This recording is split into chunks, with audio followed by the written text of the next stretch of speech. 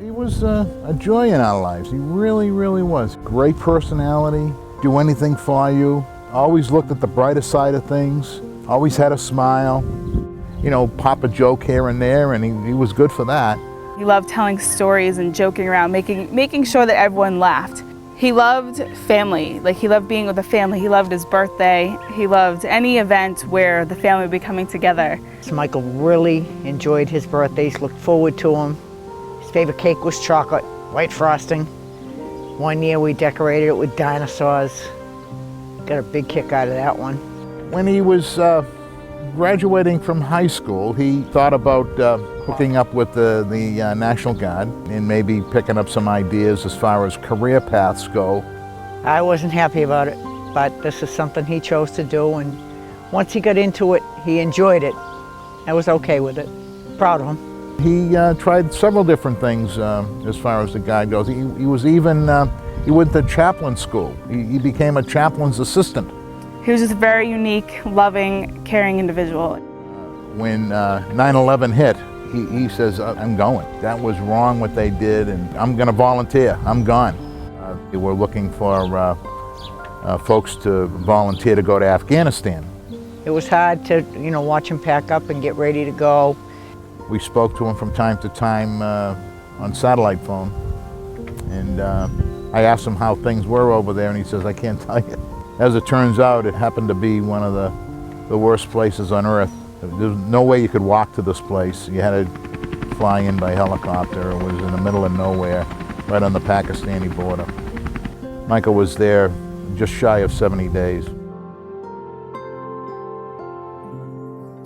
I remember that night, it was June 8th. It was about 11:30 at night. The news was just getting over, and I heard a car come up the driveway. Saw two figures walking up the driveway. As soon as they turned the corner and got into the light of the floodlights, I could see their uniforms. They didn't need to say a word. I knew why they were there. I said, are you Joseph Kelley? Yeah. He says, I come here representing a grateful nation.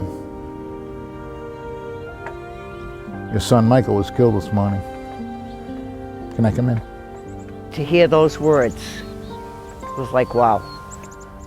And they came in, and I mean, my legs went to butter. I couldn't even stand up.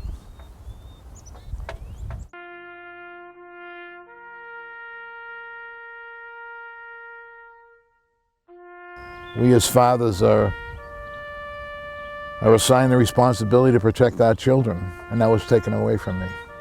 I couldn't protect Michael.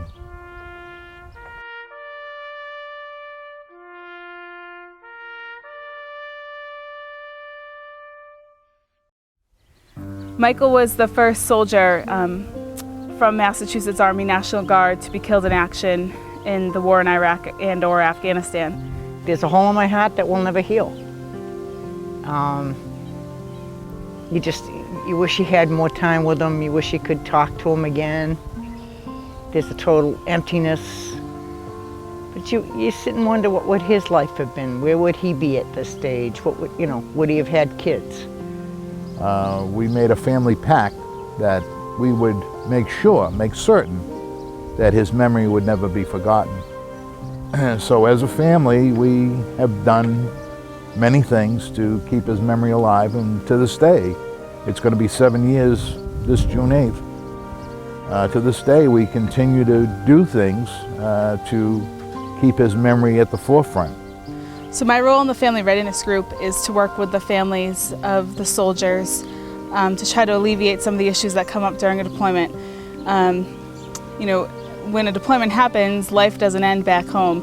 The kids still have to get to school, have to get to soccer practice, and your car needs to be well maintained, and the normal things that happen in life every day still happen during a deployment.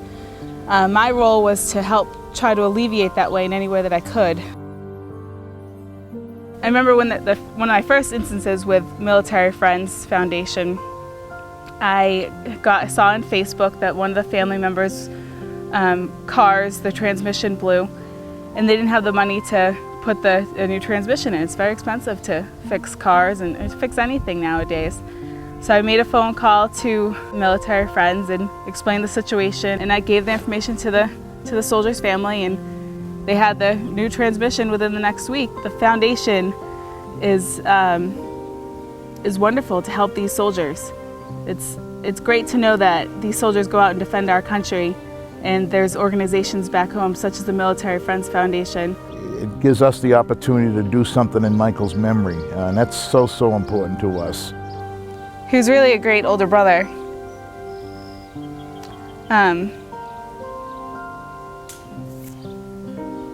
Sorry.